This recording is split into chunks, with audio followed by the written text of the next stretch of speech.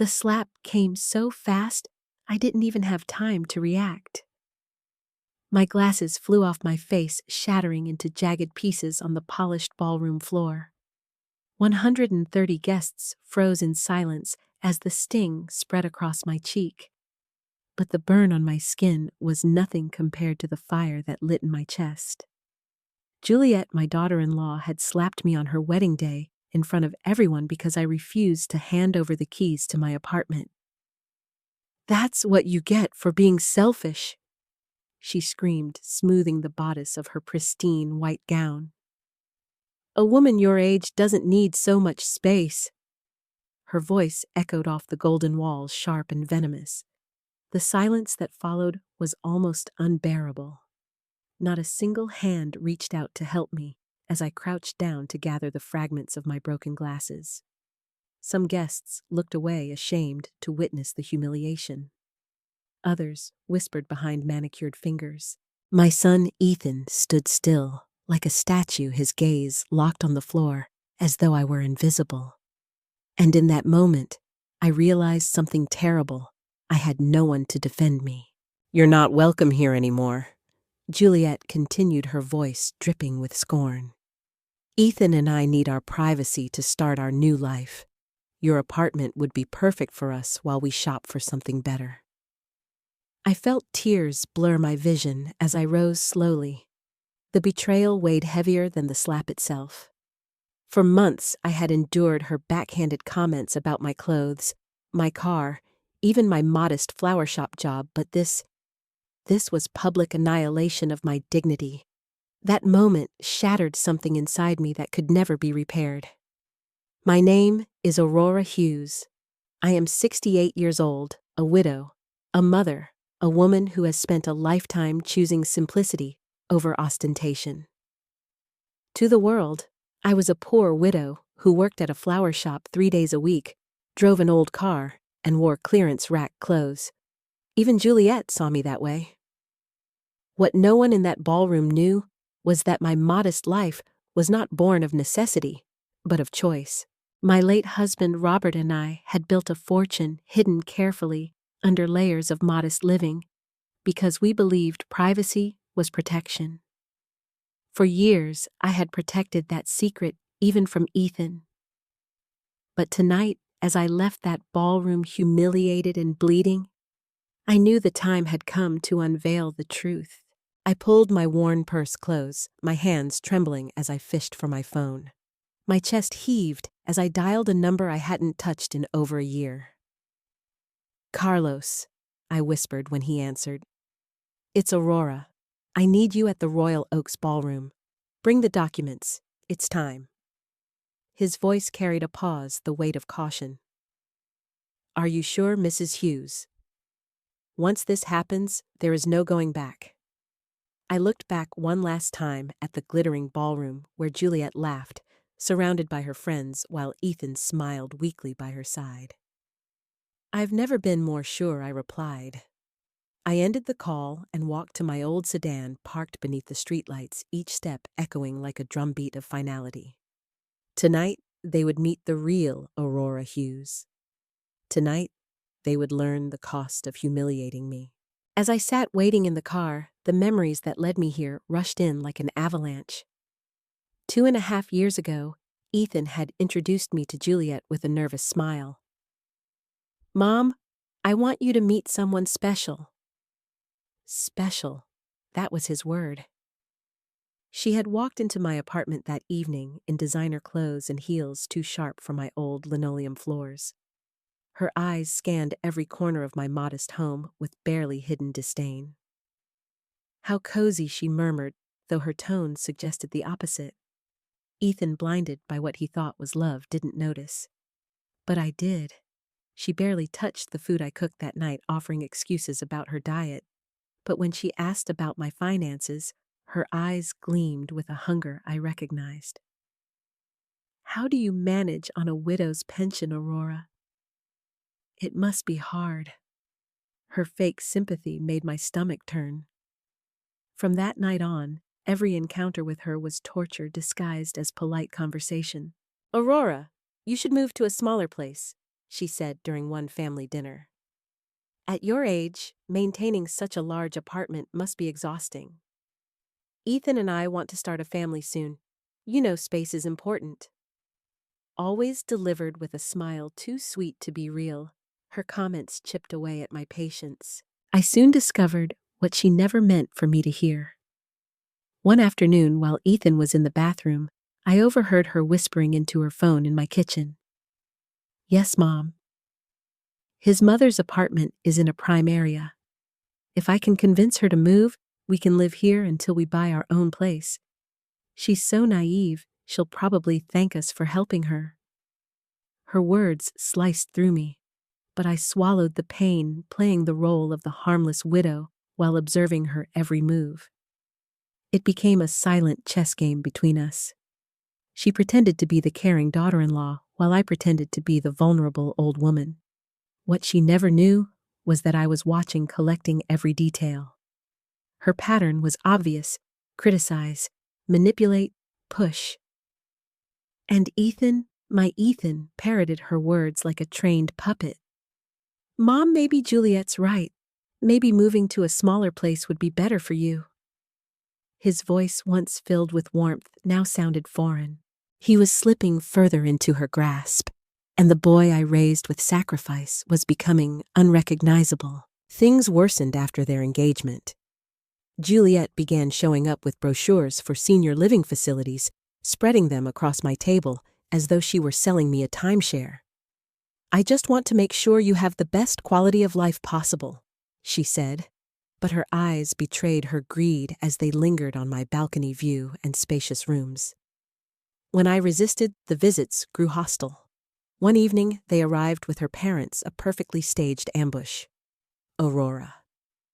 It's time to make responsible choices, her mother said with a patronizing smile. Her father, a man with appraiser's eyes, chimed in. Living alone at your age is dangerous. Selling this apartment would allow you to afford the best care for years. Ethan, silent until then, finally spoke. Mom, it's for the best. His words nearly broke me. They had rehearsed it all, every line, every angle, every threat. When I asked bluntly, and who gets my apartment, the silence was deafening. That night, I realized they would stop at nothing. Their plan wasn't concern, it was conquest. I contacted Amelia, an old friend in real estate, and asked her to investigate. What she uncovered froze my blood. Ethan and Juliet were drowning in debt, credit cards, maxed rent, overdue cars financed beyond their means, a wedding paid entirely on loans. Their lives were a glittering facade teetering on collapse, and my apartment was their lifeline. Worse, Carlos discovered that for months, Ethan had been inquiring about legal procedures to obtain financial power of attorney over me, his own mother. My heart cracked with that revelation. Juliet had poisoned him so thoroughly that he now saw me not as his mother, but as a target. Yet even as I reeled, I discovered another cruel irony. For 3 years, I had been secretly covering many of Ethan's expenses, rent subsidies, credit card payments, even parts of the wedding. The boy who humiliated me tonight was standing on a financial foundation I had quietly built beneath his feet. 2 weeks before the wedding, Juliet escalated further. She and her parents returned, pressing harder. Aurora, her father, said, pulling out a prepared folder. Selling this apartment could cover the cost of a residence for you and still leave money to help Ethan and Juliet begin their life. The audacity made me nauseous. Ethan, eyes hollow, whispered, Mom, don't make us take drastic measures. The implication was clear. If I refused, they'd pursue, declaring me incompetent. That night, after they left, I wept not for myself, but for the death of the son I once knew. I called Carlos immediately. Prepare the documents, I told him. The time is coming. And now, sitting in my car outside the ballroom, the time had indeed come. My humiliation was complete, and the mask of simplicity I had worn for decades would finally be dropped. For the first time in years, I would reveal my true self. Not a fragile widow, but a woman of means of strength and of resolve. 15 minutes until Carlos arrived. 15 minutes until everything changed. I tightened my grip on the steering wheel, feeling a fire ignite in my chest. They thought they had destroyed me with that slap. They had no idea what storm was about to descend upon them. The minutes crawled by as I sat in my car, the ballroom glowing in the distance, its golden light mocking my solitude. Laughter and music leaked through the open windows, a cruel contrast to the storm gathering in my chest. Then headlights sliced through the dark. Carlos's sedan rolled into the parking lot, precise as always. He stepped out tall, composed, carrying a leather briefcase tucked under his arm. "Mrs. Hughes," he greeted me with quiet gravity. "Are you certain, once we walk in there, your private life will no longer be private?" I inhaled deeply, steadying my trembling hands. "I've never been more certain, Carlos. Tonight, they'll see who I really am." He opened his briefcase beneath the harsh white light of the lamppost, revealing a stack of documents. "Here are the orders suspending all financial transfers to your son's accounts, the cancellation of your guarantee on his lease, and the revocation of payment for this event." He paused. "This will cut every safety net you've provided." His eyes searched mine silently, asking if I could bear the fallout. I nodded. "It's time." We walked side by side toward the ballroom entrance. My heart beat faster, not from fear, but from a grim anticipation. For the first time in years, I felt something like power return to me. The chatter inside faded as we entered. 130 heads turned. The music stopped. Ethan froze mid-sentence, his smile faltering. Juliet's face twisted in irritation. "What are you doing here, Aurora?" she barked from the center of the dance floor, her voice trembling beneath her arrogance. "You already caused enough drama. Leave before you embarrass yourself further." But the hint of panic in her tone betrayed her. Carlos cleared his throat, his voice carrying like a gavel in the hushed room. "Ladies and gentlemen, I apologize for interrupting this celebration, but urgent legal matters must be addressed with Mr. Ethan Hughes and Mrs. Juliet Dawson." Guests leaned forward, phones slipping into hands, recording discreetly. Juliet scoffed. "Legal matters? What nonsense!" But Carlos ignored her. He opened the first folder and read aloud. "Mr. Hughes, effective immediately, the financial guarantee provided by your mother for your lease agreement has been revoked. Your landlord will be notified tomorrow morning. You will have 30 days to secure a new guarantor or vacate the property."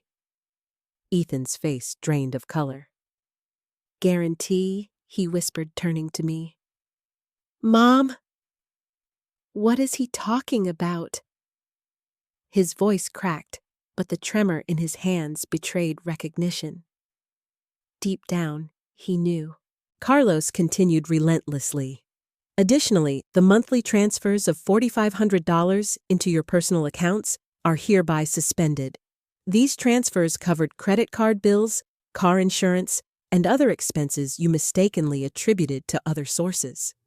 A gasp rippled across the room. Juliet staggered forward, disbelief twisting her features. "That's a lie. Look at her, she works in a flower shop, she drives a junk car." "She's poor." She whirled toward the guests, her desperation raw. "You all see it. She can't have money." Murmurs spread like wildfire. Some guests smirked, others raised brows, their intrigue mounting. Carlos raised the final document.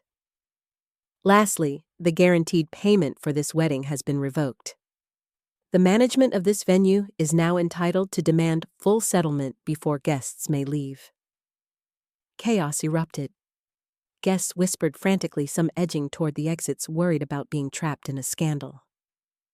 Ethan's hands shook as he adjusted his tie, his boyish, nervous habit resurfacing. You paid for everything?" His voice was almost childlike broken. I met his eyes. For 3 years, Ethan. I kept you afloat when you should have learned to swim. And tonight, I realized you let greed drown you instead. Juliet's shriek pierced the ballroom. You can't do this! Ethan is your son! We're your family! I stepped closer, my voice steady.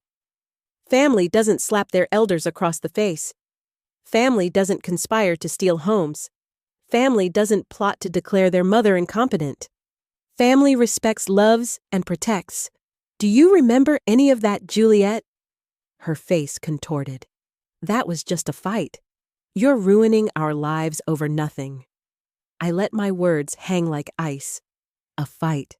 You call conspiring with your parents to strip me of my dignity. A fight.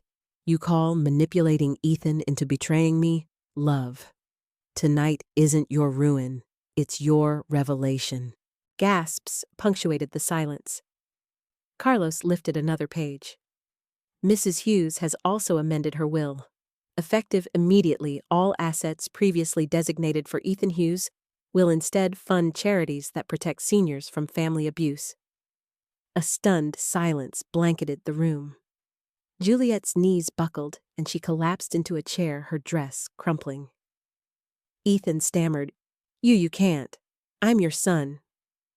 I met his pleading eyes, my heart twisting, but my voice stayed firm. The only way to keep what you were meant to inherit was to never treat me as disposable. You failed. The manager of the venue, Mr. Martinez, stepped forward with tight professionalism. Mrs. Hughes, I've received the notice of cancellation. The outstanding balance of $53,000 must be resolved immediately, or I'll have to end the event. Ethan panicked, tugging at his tie. There must be some mistake. Mom wouldn't. She can't. Martinez cut him off. Young man, she has every right. Juliet screamed, It's our wedding. You can't ruin it. The guests shifted uncomfortably, some recording openly now. The image of Juliet, in her pristine gown, unraveling in hysteria, contrasted brutally with the calm dignity I forced myself to maintain. I'm not ruining anything, I said, my voice carrying through the hall. You ruined this when you let greed replace love, when you humiliated me before these very people. Ethan's shoulders slumped. For the first time, his eyes filled with tears. Mom, please. Don't do this. Don't leave me like this. My chest ached, but my resolve didn't falter. I didn't leave you, Ethan. You left me the day you chose to see me as an obstacle instead of a mother. Tonight is not punishment. It's consequence. Silence gripped the room as guests absorbed every word. Some nodded subtly, recognizing the truth. Others looked away ashamed of their earlier silence when Juliet struck me. It was then Lucy, my niece, rose from the back. Aunt Aurora, she cried, rushing forward with tears streaking her cheeks. I didn't know. I swear I didn't know. Her sincerity cut through the poison in the room like sunlight breaking storm clouds. She turned to the guests. I grew up with Ethan. He wasn't always like this. He lost his way, but my aunt has always been the most selfless woman I know. She doesn't deserve this. Her voice trembled, but her conviction was clear. Murmurs swelled again, this time sympathetic. The tide was turning. Carlos closed his folder with finality. All documents are executed. The legal consequences are immediate. His words struck like a gavel. Juliet broke into sobs, wailing, Everything's ruined. Everything we built, gone. I stepped closer, looking down at her. What's ruined isn't love, it's lies. What's gone isn't a family, it's an illusion. And what remains is truth. Tonight, you learn that kindness mistaken for weakness can be the deadliest miscalculation. Ethan stood frozen, his face pale, his hands limp at his sides. I took one last look at him, then turned toward the door with Carlos. Guests parted silently, creating a path. Whispers followed me, but they no longer cut, they liberated. With each step, I felt my dignity return. As the doors closed behind us, the ballroom exploded with noise. Juliet's sobs, Ethan's pleas, Martinez's demands, and the chatter of guests realizing they had witnessed the collapse of an empire built on greed. But I didn't look back. I walked into the cool night air, the weight of years lifting from my shoulders. For the first time in decades, I felt free. 3 days passed after the wedding, and my apartment felt like a fortress of peace. The phone rang constantly, Ethan's desperate voicemails shifting from rage to pleading, Juliet's texts spiraling from threats to hysterical apologies. Twice her parents showed up at my door demanding I fix what I had ruined. I didn't open the door. Each call, each knock only confirmed I had done the right thing. Joseph, my loyal neighbor, arrived every morning with coffee and pastries, his presence a balm to my shaken heart. That night, he said softly, wasn't the night you lost your family. It was the night you reclaimed your dignity. His words soothed me more than he knew. Carlos visited on the third morning with updates. He sat across from me at my kitchen table, his papers neatly stacked. Mrs. Hughes, the consequences have unfolded quickly. Ethan and Juliet were evicted yesterday. The ballroom has filed suit for the unpaid $53,000. Their credit cards have been frozen. Their cars are at risk of repossession. His tone was matter-of-fact, but his eyes revealed a trace of pity. I asked quietly, "Where are they now?" He exhaled, "With Juliet's parents, in a 2-bedroom apartment already crowded. According to my sources, tensions are unsustainable." He didn't have to explain further. I imagined Juliet's pride collapsing in that cramped space, her designer clothes piled in corners, her illusions stripped bare. That afternoon, Lucy appeared at my door, with Amelia, my real estate friend, and Joseph trailing behind. Their faces carried urgency. Aunt Aurora Lucy began gripping a folder I've been investigating since the wedding. "You need to see this." They sat in my living room, the atmosphere heavy. Amelia opened the folder, revealing legal papers. Juliet had been consulting with lawyers for over a year. Their plan wasn't just about your apartment. They were preparing to file for guardianship to have you declared legally incompetent. My stomach twisted. Joseph leaned forward, his expression grim. "Aurora, the night you left the ballroom, I overheard Juliet on the phone. She said the old woman ruined everything, but they still had Plan B." His words chilled me. "Plan B," I repeated. Lucy's eyes filled with tears. "They're spreading rumors that you're senile. They've convinced some wedding guests to sign sworn statements saying you were irrational, unstable. Ethan filed a preliminary petition yesterday for a competency evaluation." Shock coursed through me like ice water. It wasn't enough they had humiliated me publicly. Now they were trying to erase my voice altogether. Amelia added, "Juliet has been whispering to your neighbors, telling them to report any erratic behavior. They're building a false case brick by brick." I clenched my fists, fury replacing fear. Carlos, who had just arrived, stepped inside his briefcase, already open. "It's true. Ethan submitted the petition. The statements describe your actions at the wedding as irrational, destroying your son's future out of spite. They're painting you as vindictive, unstable, and incapable." My chest ached, but my voice steadied. If they want war, then they will have war. But it will be fought on my terms. I rose and retrieved my own folder from the desk, one I had been preparing since the night of the slap. Inside were photographs of my swollen cheek taken hours after Juliet struck me. Medical records documenting the assault. Notes I had kept of every manipulative comment, every coercive visit, every ambush. I placed the folder on the table. They want to prove incompetence, I will prove abuse. Joseph's eyes lit with pride. That's the Aurora I know. Amelia smiled grimly. And you're not alone. The videos from that night, guests recorded everything. They've gone viral. Millions have seen Juliet slap you and call you useless. The public isn't buying their story of senility. They see you as courageous. She showed me her phone comments overflowing with support strangers sharing their own stories of family exploitation. My humiliation had become my weapon. The weeks that followed were a storm. Ethan's petition for incompetence collapsed spectacularly in court once Carlos presented evidence of Juliet's slap the viral videos and the documents of their debts and schemes. Not only was the petition dismissed, but the judge sanctioned them for frivolous litigation, ordering them to pay my legal fees. The total $45,000 crushed what little remained of their finances. Bankruptcy came quickly. Ethan lost his job after the scandal spread.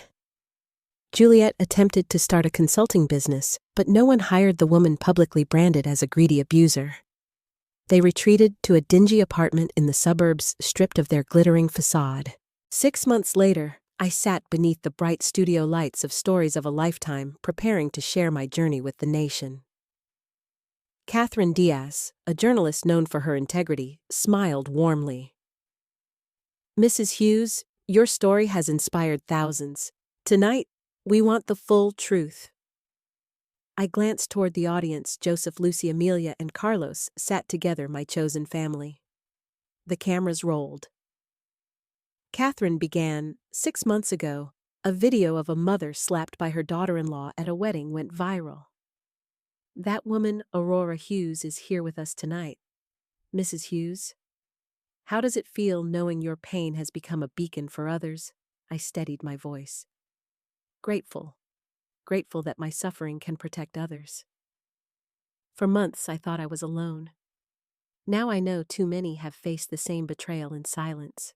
I spoke openly about the subtle beginnings, Juliet's comments, Ethan's echoing voice, the erosion of my confidence. Family abuse doesn't begin with blows, I explained. It begins with whispers that make you doubt your worth. Carlos added context about elder abuse, explaining how manipulation often hides behind fake concern. Catherine asked, "And when did you decide to reveal your wealth, your secret?" My answer was simple: the slap. That moment told me silence was no longer survival, it was surrender. And I refused to surrender. For 45 minutes, I poured out my truth. I spoke of the secret fortune Robert and I had hidden, of my years of silent support for Ethan, of the ambushes and manipulations of the night I chose justice over family illusion. The audience listened in rapt silence, some weeping. Near the end, Catherine asked the hardest question. "If your son is watching tonight, what message would you give him?" I looked straight into the camera, my voice trembling with both love and resolve. "Ethan, I will always love you because you are my son. But love is not slavery. Love is not humiliation. Love does not mean sacrificing dignity for greed. The doors to my heart are open, but only if you walk through them as the man I raised, not the man you became. Take responsibility, show respect, and maybe one day we will find each other again." Tears blurred my vision, but I pressed on. And to anyone watching who feels trapped by manipulative family, know this: you have the right to dignity. You have the right to boundaries. You have the right to say no. The cameras cut. The studio erupted in applause. Catherine embraced me, whispering, "That was one of the most powerful interviews I've ever done." My friends surrounded me, their pride palpable. That night, I drove home knowing my story had become larger than me. I had given voice to thousands. I had turned betrayal into purpose. 2 years have passed since that night at the ballroom. I sit now on my balcony, the same one Juliet once coveted, reflecting on a life I never imagined. The Aurora Hughes Foundation for the Protection of Seniors is thriving, helping hundreds of elders reclaim their finances, their homes, and their dignity. Joseph serves as vice president, delivering fiery lectures on spotting manipulation. Lucy now divorced lives next door and directs the foundation's educational programs. Amelia is my right hand in real estate investigations, and Carlos, steadfast as always, oversees the finances. Together, we've saved millions for those nearly stripped of everything. My book, When Love Hurts. An Elderly Woman Fights Back became a bestseller, its royalties funding more work. Letters pour in daily from strangers, thanking me for saving them from similar fates.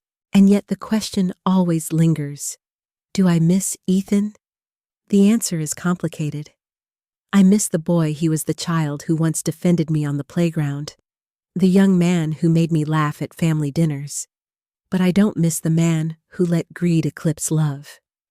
He has tried to contact me only 3 times, once when coworkers mocked him after the viral scandal, once when his son Oliver was born, and once when Juliet abandoned him, taking the baby and their last belongings.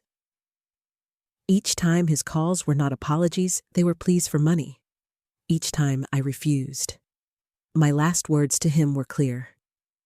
Ethan, my dignity is as important as your son. Until you learn that, you will never understand me. I hung up for the first time in my life, and strangely, it felt like freedom. Oliver, my grandson, is now 14 months old. I've never met him.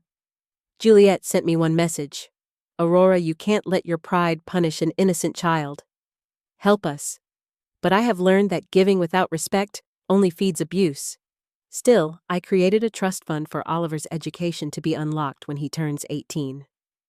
Whether or not I'm in his life, he will know his grandmother cared enough to secure his future. Now, at 70, my health has improved in ways I didn't expect.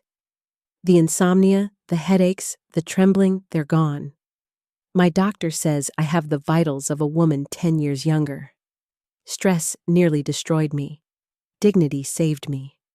My days are filled with work at the foundation, community gardening, writing my second book. Ethan's old room is now my office, its walls covered in thank you letters from those I've helped.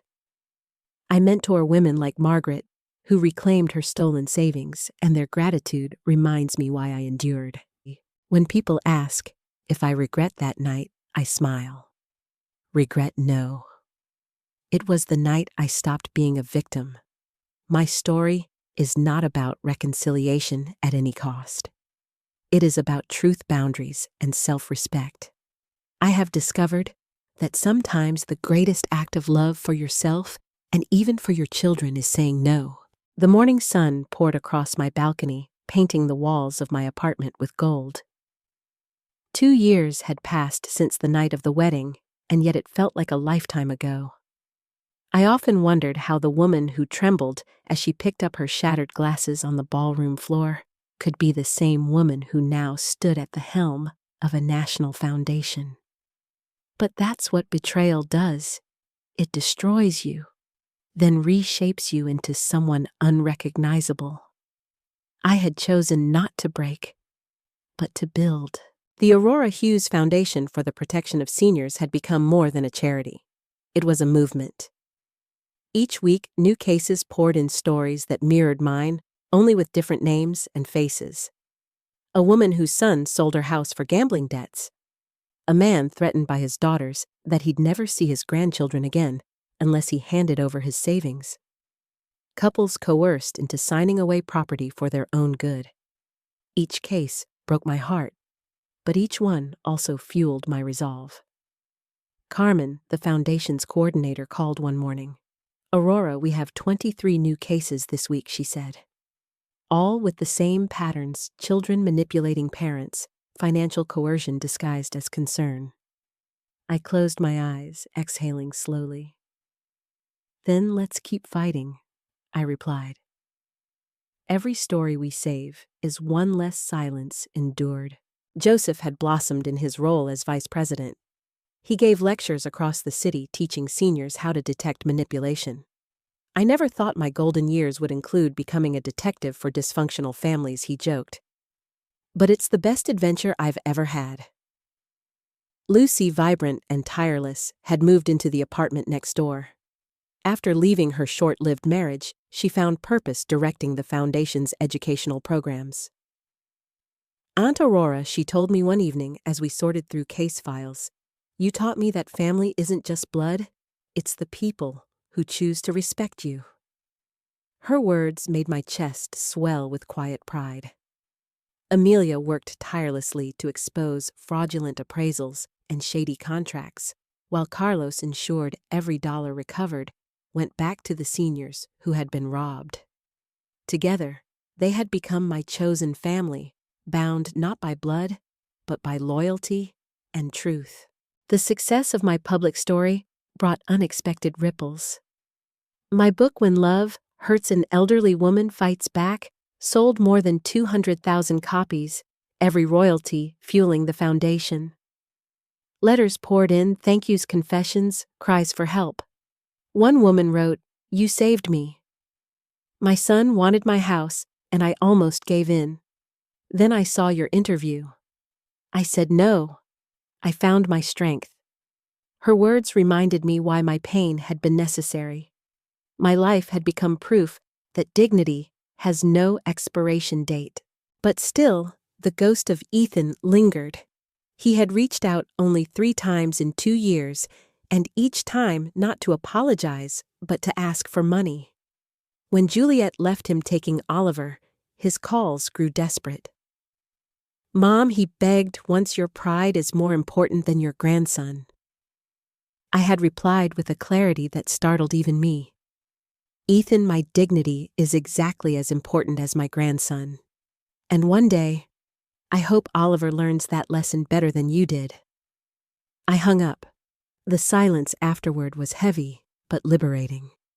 He had chosen his path, and I had chosen mine. Oliver remains the only thread connecting me to that broken branch of my family. 14 months old, he has never met me. Juliet's last message begged for help. "Aurora, you can't let your pride punish an innocent child. Please." But I knew better. Giving in would only feed her cycle of exploitation. Instead, I set up a trust fund for Oliver's education, managed by Carlos, to be released when he turns 18.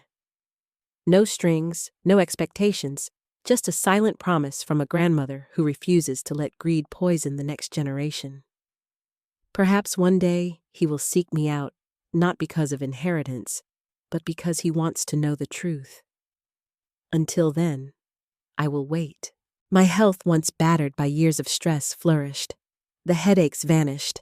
The insomnia eased, the trembling stilled. My doctor marveled at my blood pressure, my steady posture.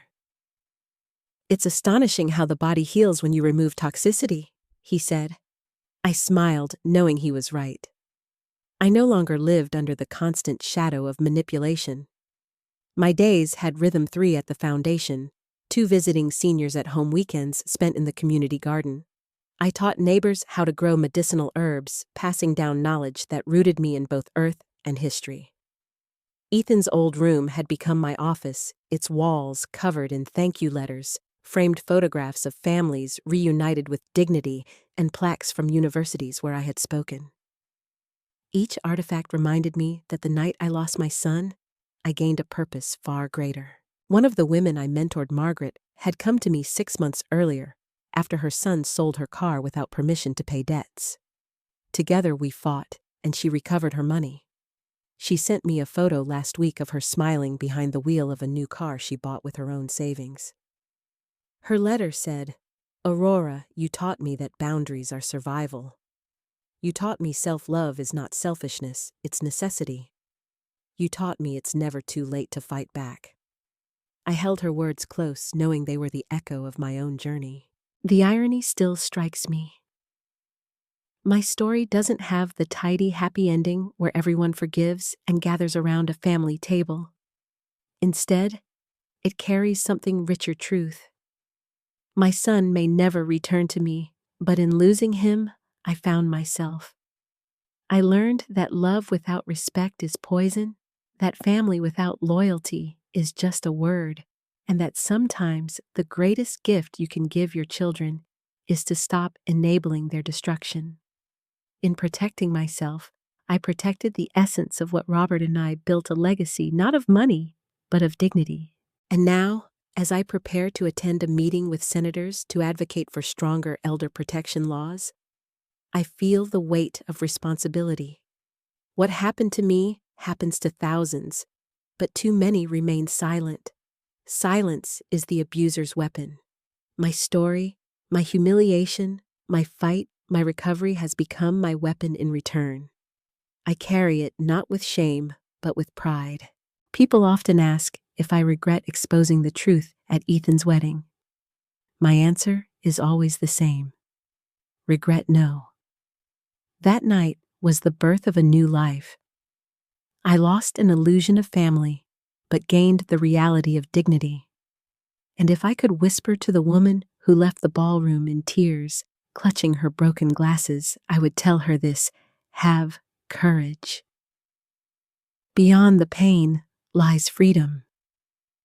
Beyond the betrayal lies purpose. And beyond the loss lies a new kind of love, the love you finally learned to give yourself. So, if you are listening to my story tonight, wherever you are in the world, remember this: it is never too late to stand up for yourself. It is never too late to set boundaries. And it is never too late to demand the respect you deserve. If this story touched you, please like, share, and subscribe so more people can hear these life lessons. And I'd love to know, what city are you listening from? Leave me a comment below, because your story matters too.